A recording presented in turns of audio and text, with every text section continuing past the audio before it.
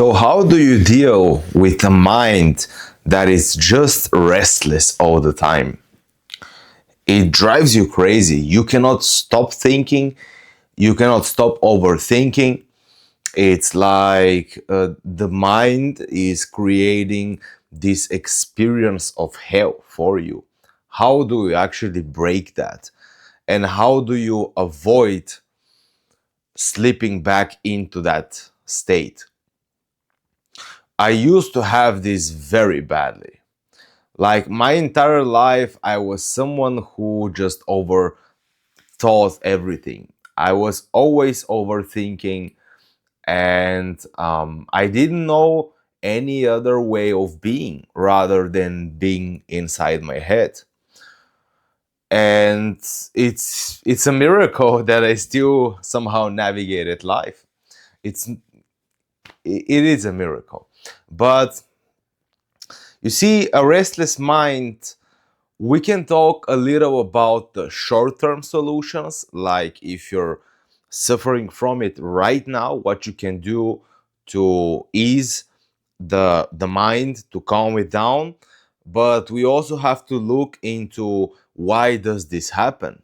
How can we prevent it long term from happening? So short term, to address that first, yeah, if you're stuck in that loop, you need to break it. So go outside in nature, take a walk, forget about everything, just take a walk or watch a movie or talk to someone or just do something that will break that loop.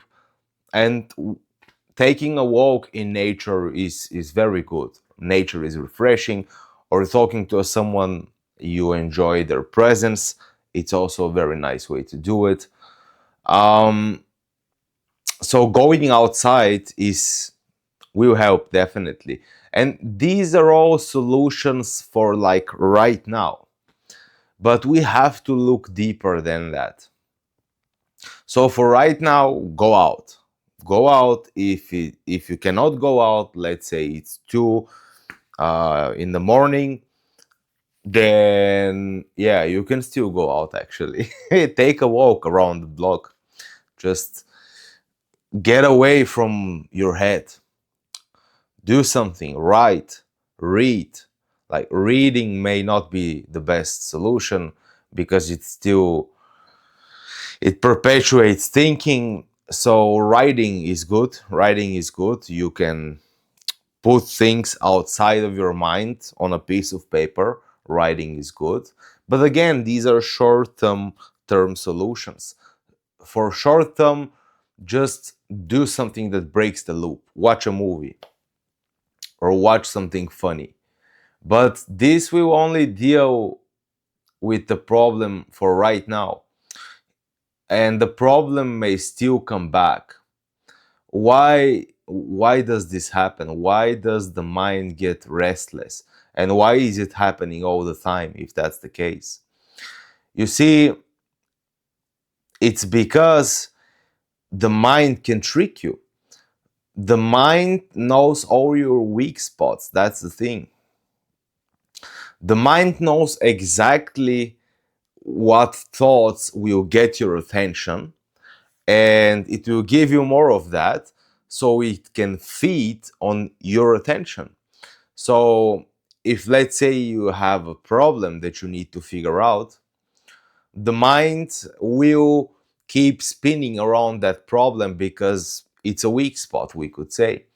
And it uses all these weak spots as long as you think that going with the thoughts or thinking harder about something will somehow lead to a shift, will somehow, this way you will find a solution. If you believe that by thinking more you can solve a problem, then the mind will be restless. It will get your attention, it will feed on your attention, and it will make you restless. It's because you believe that by thinking harder you can solve a problem. When you see, I have come up with tons of ideas during this lifetime. I've started businesses, I've had different creative endeavors, and all I can tell you is that every idea that was a good idea, we could say, always came to me whenever I was not thinking. It was when I was doing something else that the idea came to me. And when I tried to sit down and actually come up with an idea, it was never a good idea. It didn't work for me. So ideas come if they need to come. If that's what the mind uses to lure you in and feed on your attention, if it's a problem that you need to solve, sure. But going deeper, even deeper than that, is attachment, because you're attached to something. You're attached to a certain outcome, let's say. You you have a desire, strong desire for something, and that strong desire creates an attachment. And that attachment is what keeps it makes you give your attention to thoughts all the time.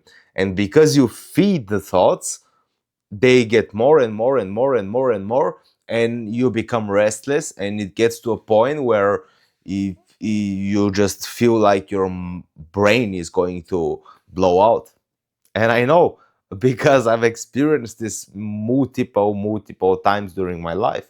Many times I had stages where this was my constant experience every single second of the day.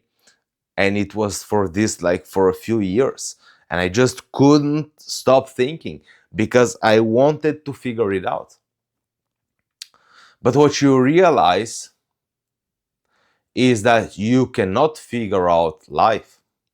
You cannot, by thinking harder, figure out something. When a solution needs to come into your life, a solution will present itself. It will come through intuition, or you may read something somewhere, like, let's say you're watching funny videos or something, and then you get an idea out of nowhere. So the solution always presents itself whenever a solution is needed, because that's the thing. If we have a strong desire to solve something, well, it may not be in the destiny for right now for you to solve it. Or you may not solve it, like, you may never solve it. You have to accept that. You have to accept that you have certain limitations, and there are certain situations in life that you just cannot solve. If you have that kind of situation, the more you touch that situation, the more you try to solve it, the worse it gets. Sometimes you need to leave it and allow it to be, accept it. But if you believe that you are in full control of your life and you can solve every single thing, yes, your mind will be restless. So you need to come to a realization that is authentic realization, where you just clearly saw it for yourself. You didn't watch it on a video, you didn't hear about it, you didn't read about it, you saw it for yourself. Which means you saw that thinking harder does not do you any good. Thinking harder does not solve most problems. It can solve superficial problems, but then you don't even have to make yourself think harder. Thinking happens all the time. You cannot stop thinking. Thinking is not the thing that makes you restless.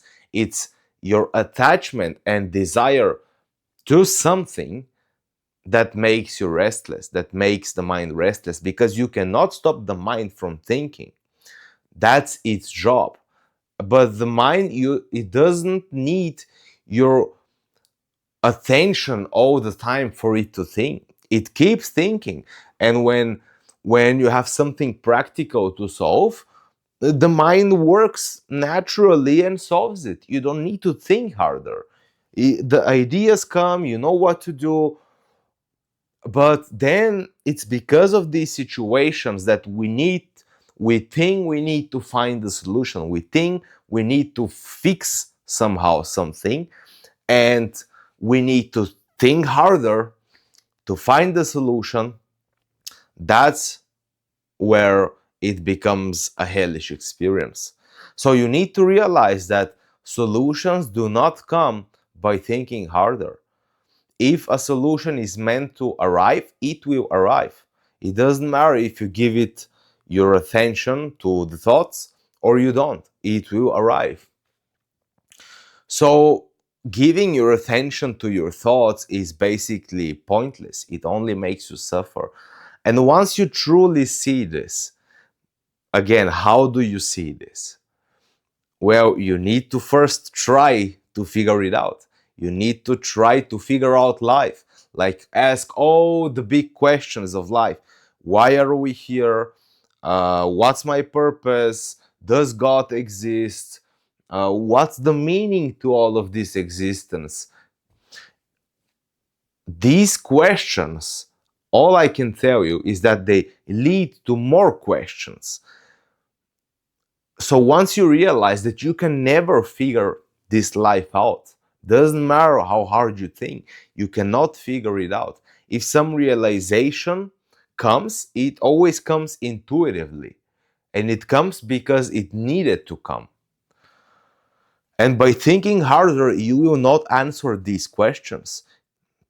So it's attachment, and behind that attachment is desire for something, be it desire to keep something, be it desire to gain something, be it desire to even give something. Whatever that strong desire is for you, because for different people is different. But the main thing is that whatever desire, strong desire you have, because it's so strong, that desire, it creates that attachment. And because you're attached, this is why the mind feels like it's creating hell. Because the mind is feeding on your attention, because it knows how to get you. It knows what you want, and it will lure you in to think harder by giving you thoughts in that nature. So you need to realize that thinking harder is not the solution to anything. And once you see this, the mind cannot get you anymore. Sure, if you sit all day long at home and you have no one to talk to, and you're just in your head all the time instead of being present or being engaged with something you like, yes, it can get restless again. So you need to go for a walk, or you need to speak to someone, or do something you're passionate about. So that's a short-term solution. You still may need those.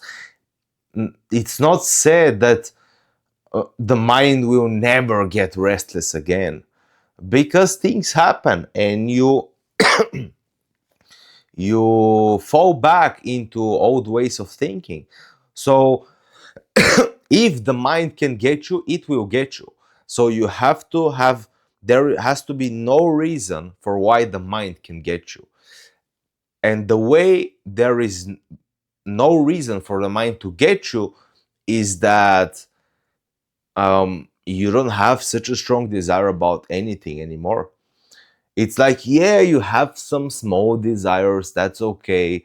Like you want to do your own thing, or you want to be a good partner, or you want to write a book, you want to do some business, whatever.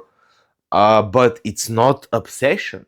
It's that obsession that creates the restless mind, because society has communicated to each one of us that we need to think harder. We need to figure it out. We need to figure it out and then execute, take action, make it happen. So it's because of that belief of believing that thinking harder will solve something. It's why the mind can lure you in, feed on your attention, and make your existence misery. The way you get out of this, again, is by seeing that giving your attention to thoughts doesn't do you any good and it doesn't bring you anything. Ideas, if they need to come, they come. So there is no need to think actually consciously. The mind all the time thinks, and it will handle whatever it needs to handle. If problem arises, mind knows what to do with it, but you don't have to consciously do it. Allow the mind to do its job, but be aware when it tries to get you in. Be aware when it tries to feed itself on your attention. So, okay, if I'm not giving my mind so much attention, what do I do? Where do I place my attention? On God. That's the best thing you can do. You can place your attention inside, or the divine, God, whatever, however a spiritual practice takes form for you. Also, meditation or prayer, these are extremely powerful when it comes to dealing with a restless mind. Regular meditation practice, over time, you will learn that you can be present right here, right now, without fighting the mind, allowing it to do its thing, but you don't give it attention. You stay here as presence. You stay in the present moment. This is what you learn if you meditate regularly. Also, prayer. Prayer takes you above the mind. That's great. When you pray, mind is not there unless you're praying from the mind. If you're praying from beingness, from your heart, there is no mind there. And you don't need to pray about something specific. You can just close your eyes and just focus on the divine. That in itself is a prayer. You don't need to, and you don't even need to close your eyes actually. Just focus on truth. Focus on the universe, the divine, the creator, however you feel connection to the source. Focus on that. Place your attention there, not in an obsessive way, but just return to that, or return to presence, return to the present moment. Feel what feels more natural to you in this moment. Now, right now, it may be to be present, to be in presence. Another moment, it may be to focus on the divine, on God. So each moment is slightly different, so you need to be able to sense where you feel drawn and do that. That's the highest thing you can do, because if you remain as presence, automatically the mind cannot get you, because you're not interested in what the mind has to say, or the thoughts, or it cannot lure you in because you're not interested in it. You want to stay as presence, or you give your attention to the divine, and that's the spiritual practice. You can do this through meditation, you can do this through prayer, you can do this just by sitting here or walking down the street. You can do it all the time. Doesn't matter where you are. So yeah, and about prayer, um,